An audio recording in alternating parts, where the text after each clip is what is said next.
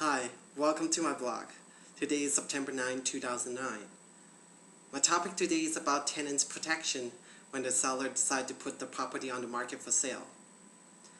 If the prospect buyer is an investor, most likely the buyer would like to assume the lease term with the current tenant.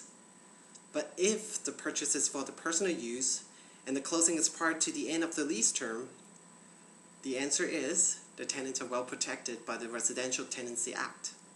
The new home buyer have to assume the tenancy until the end of the lease term. However, tenants may want to move on with their lives knowing that the lease is going to end soon. I would recommend the tenants negotiate an incentive terms with the landlord. By vacating the property earlier, it will facilitate the sale of the property and it will benefit all parties. A notice of termination is not required if the tenant and landlord mutually agree to terminate. Now, what if you're the buyer and the unit you're interested in is tenanted? Make sure you know all the lease terms such as termination date and the lease price. I would not recommend any clauses specifying the seller would warrant tenants to vacate the property prior to closing. This will create a new set of legal problems if the tenants change their mind afterwards. If you have any question about this topic, please don't hesitate to contact me.